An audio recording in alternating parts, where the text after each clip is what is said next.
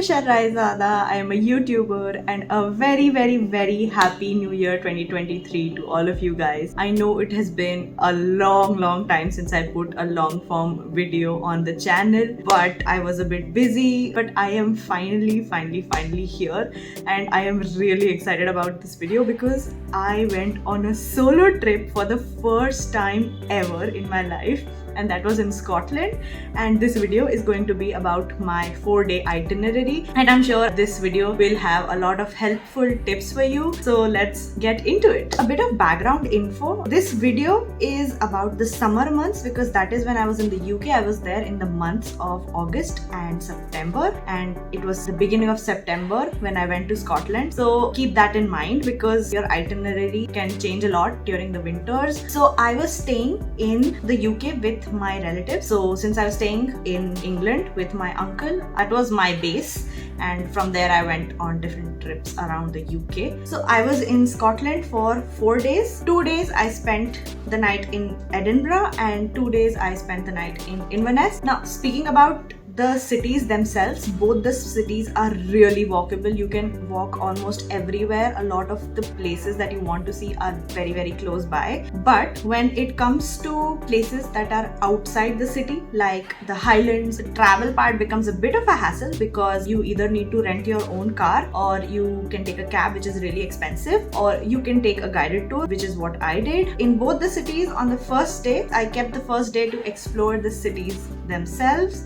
and on the second day I took guided bus day tours from the cities to places around Scotland because they covered a lot of things in just one day, and that was very convenient. If you do not want to do the day trips, here are a few websites and apps that will be helpful if you want to make your own trip. So on to day one. On this day, I started by traveling from Peterborough, which is where I was staying in England, to Edinburgh, Waverley, and it took about 4 hours to reach Edinburgh, and I reached at about 11:15. So I decided to stay in a hostel because that is the only cheap option that I could find. The hotels in UK in general are really expensive, and I did not want to spend so much. My price for the hostel for 2 nights was just £57, which is £28.5 per night. So I chose this accommodation called Edinburgh Central. This accommodation was just 15 minutes away from the railway station. So as soon as I got out of the station, I was instantly in awe because the Waverley station is right in the city center, and as soon as you get out, you see all these beautiful buildings. The architecture in Edinburgh is so pretty, and I decided to walk to my accommodation because I really wanted to just take in the city. Speaking about the accommodation, the actual check-in into the room was much later. So they have a dedicated luggage room where you can keep your luggage and you can go wherever you want, and you can come and collect your luggage later. Let me show you the hostel. I shot this video while I was there.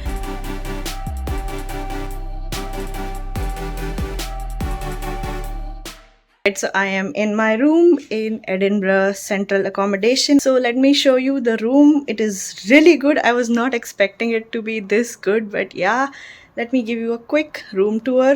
Okay, so there are 6 beds, and I chose the female only room, and right now there's no one here, so it's easy to make this video. So as soon as you enter, this is the washroom, and there's a sink here. Next to the sink here is the shower, and you can have a shower here. And this is the room. There are 6 beds, and on every bed they have given clean sheets and a towel for you to use. There is a table here and a chair, and this is the view from my room. They've given these cupboards for us to keep our stuff in. So yeah, that was the hostel. I really enjoyed my stay here, partly because even though it was a 6-person room, it was not fully booked out. It was just me and this other really sweet girl, and we became friends and we chatted a lot. Now on to what I did in Edinburgh. So I have this friend who lives there, and I had asked her for suggestions, and this is a list of what she sent me. Things in this list are mostly what I followed. Not all of them, but I'm putting this list here in case you are interested in the other spots that I could not go to. So as you can see, Princess Street is on this list, which is the street I saw, which was like very near the station. So that is where I headed first. I walked along Princess Street. I just window shopped mostly, and I also saw the Scott Monument. Actually, you see it as soon as you come out of the station. It's the first thing you will notice because it is really prominent. And the city is so beautiful that I just kept stopping everywhere to admire the views, to just soak in everything. So I strolled around for a bit. Then I was a bit hungry, so there was this hot dog cart which was selling hot dogs for just 2.5 pounds, and I had a really delicious hot dog as my lunch. Now, of course, I was in Edinburgh. I had to see the Edinburgh Castle, so that is where I headed next. So I had booked my tickets online previously, and that is what I recommend for you to do also, because online the tickets in Scotland are cheaper than what you get at the gate. In every castle that I went to, booking the ticket online was cheaper than taking it at the gate there. If you've booked your tickets online, you do not have to stop to print out a physical copy. They will just scan the QR code. I'm telling you this because there was a stall there that said print your ticket out, and I wasted a lot of time trying to get a physical ticket, but the machine didn't seem to work for me. When I asked at the help center, they said you can just go in with the QR code that you have. So I was able to see the castle, and the views from the castle are really pretty. Also, I have made shorts and reels on a lot of these places. If you want to see, I will be uploading more reels soon too, but you can see what I've already uploaded if you would like to check these places out in a bit more detail. So once I was done with the castle, I walked outside, and right outside the castle is the Castle Hill Road, which is a historic road in Scotland. So there are a lot of iconic landmarks on that road. Also, it is a very lively place. You will find all sorts of eateries and street performers, and there was this guy that I saw that had an owl on his arm, and he was letting people hold the owl. So after I was done browsing the street and looking at everything, I also had an ice cream. After I was done with all that, I wanted to see the Portobello Beach. So that is when I took a bus. I used Google to look for what bus to take. It was very straightforward, very easy. The Portobello Beach was pretty, and there were a lot of seaside restaurants where you could sit outside and enjoy a meal right by the sea. I ordered this plate of garlic bread, and I just sat for a while, enjoyed my food and the view. After that, it was almost time for sunset. So I wanted to see the sunset from one of the hills, which was either Calton Hill or Arthur's Seat. So I googled, and Calton Hill was closer to my accommodation, and it is also easier to climb. According to people on Google, they said that Calton Hill is easily accessible, which it was. You just have to climb a few steps and you can reach the hill pretty easily. So I took a bus back, and then I climbed Calton Hill, and I saw the most glorious golden hour. I have uploaded a reel on my Instagram and in my shorts, so you must definitely check it out because it was really pretty. After the sunset, that was the last outdoor activity for my day, and I had to check into my hostel, so that is where I headed next. The sky was so pretty while walking back. Now on to the second day. As I mentioned before, on the second day I took a day trip. I will leave the link of the exact trip that I took in the description box below, but for your reference, this is the trip that I took. If you are going to follow this thing that I did of taking day trips from their respective points, make sure that the day trips that you're taking do not have any overlaps in them, because there are a lot of trips that go from Edinburgh and that go from Inverness to the same points. So the two trips that I chose did not have any overlapping things to see. So that is why I will put the links to the exact trips that I took in the description box so that you do not have an overlap. But of course, you can pick and choose whatever trip you want. They also have trips from Glasgow. The app that I used to book my trips was Viator, Also, nothing in this video is sponsored. This trip was 100% booked by me, done by me, funded by me. So none of this is a paid promotion for anything. I'm just sharing how I did the trip so that it is helpful for you. Now, for the trip that I took from Edinburgh, the base fare was £57, but also this price changes. So I did my Scotland bookings in August for September. But if you already have a plan, if you already know when you're going to be where, you can also book these trips in advance because the price keeps rising the more people book. So if you're one of the first few people to book this trip, then you'll get it for cheaper. Although I don't think the difference is too huge, but there is a difference. I also want to add that these trips did not include anything except for the transportation to different places. We had to pay extra for every activity or landmark that we wanted to see. So like if you want to do the cruise, you have to pay extra. If you want to see the castle, you will have to buy the tickets. And if you want to have something to eat, that is also not included. This is just that they take you on a guided tour to different places. You will find all the details regarding the trip in the links that I have mentioned anyway, but let me give you a quick overview. I was asked to meet the guide at around 8:30 in the morning on Castle Hill Road. So our first stop was to see the Kelpies. You can check out the short that I have uploaded on it. After the Kelpies, we headed straight to Loch Lomond. I really wanted to do a cruise on one of the locks, which is why I took this day trip in particular, because it allows you to take a cruise around Loch Lomond. But the charges are extra. If you do not want to take the cruise, you also have an option to take a walk, but I really wanted to go on the cruise, so I did, and it was worth it. The views were just to die for. It was so stunning, so breathtaking. It was my favorite part of the entire day.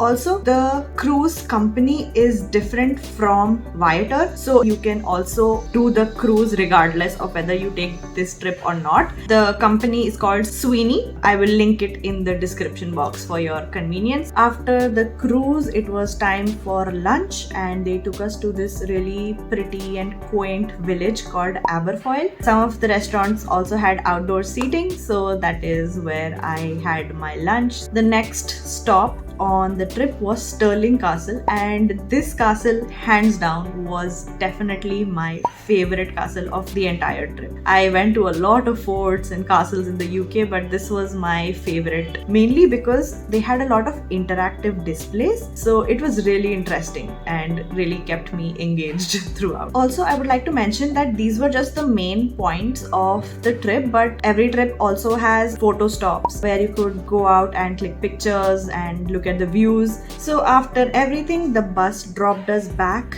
at Castle Hill Road. It was about 6:30 by the time we came back, and I spent the rest of the evening again strolling around the city. I even went to Nicholson Street that my friend mentioned, but I did not eat anything there because I really wanted to save my money for experiences rather than food, and I had brought some ready to eat packets from home, which was my dinner for the day. And that was day 2 of my Scotland trip. Now let's move on to day 3. So on day 3, I traveled to Inverness from Edinburgh. It was a 4-hour train journey, and I reached Inverness by around 1:30. I was again staying at a hostel. The hostel was called Black Isle Hostel, and it was just a 5-minute walk from the station. I paid only £26 per night, which is pretty economical. I booked all my train tickets on the Trainline app, and I did all my hostel bookings on booking.com. Let me show you the hostel.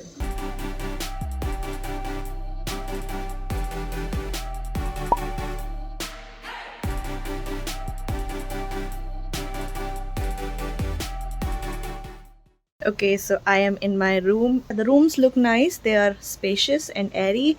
And yeah, I luckily got the lower berth, which is what I wanted. Also, the bathroom is not attached here. So if you want to have a shower or if you want to go to the toilet, it is not attached to the room.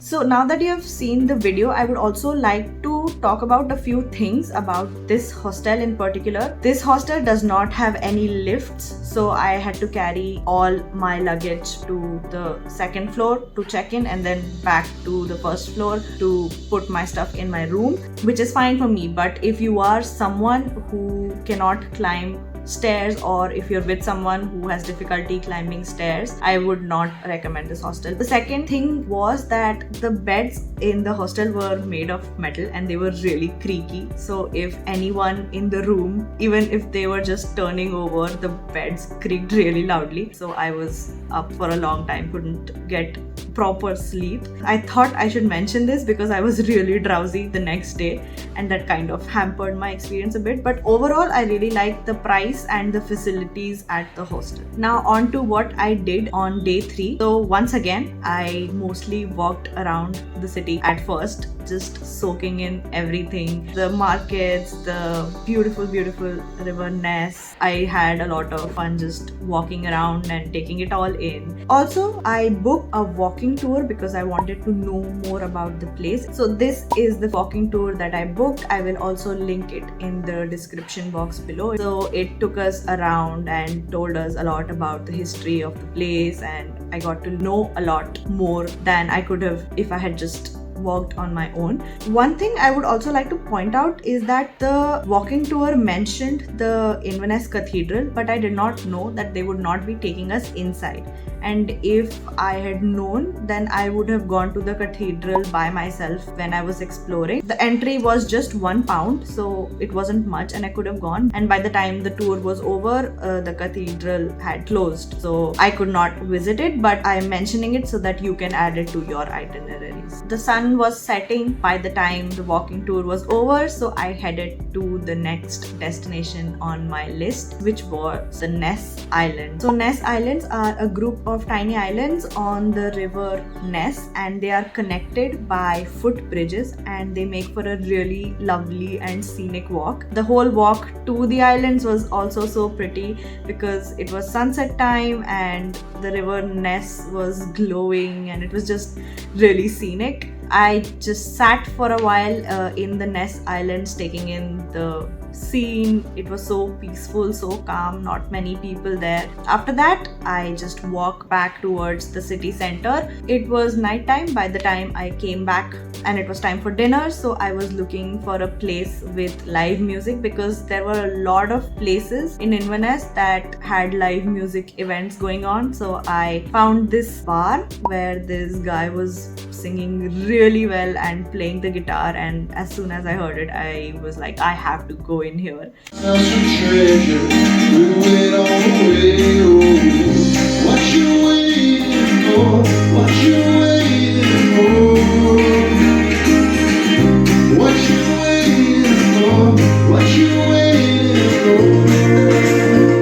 And that was day 3. And now for the final day, I really wanted to see the Highlands, which is why I chose this day trip. Once again, I will link it in the description box for you to see, but let me give you a quick overview of how my day went. So this trip was a lot longer than the trip that I took from Edinburgh. That one was 9.5 hours. This one was a 12-hour trip. Also, this trip had a lot more photo stops than the first trip that I took. It felt like we were getting down to see things and click pictures every 15 minutes. So the first thing we did on this trip was we got to feed Highland cows, which was really cute. The guide took us to this farm and he handed everyone a piece of carrot that we could use to feed the cows.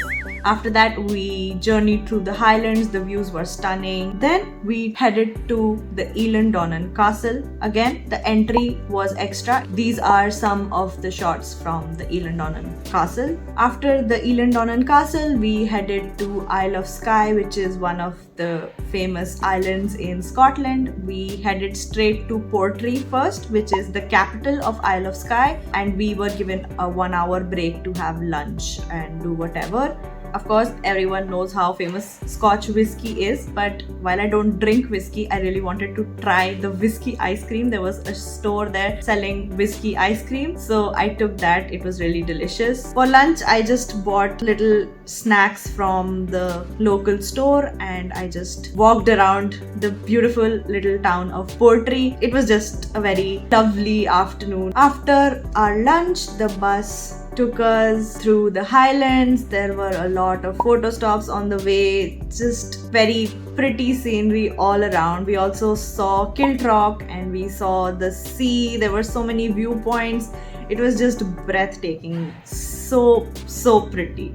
And after that we came back to Inverness. We reached somewhere around 7:30. In the morning, I had made plans with my hostel roommate. Her name was Neha. She was also from India. We had made plans to go to a place with live music and just chill there. So we went to this bar called Jellians, and there was this artist who was so talented. He was playing so many instruments. The atmosphere was just so good. People were dancing. It was honestly, that part was the best part of the entire trip. I loved that night, just singing and dancing in that bar.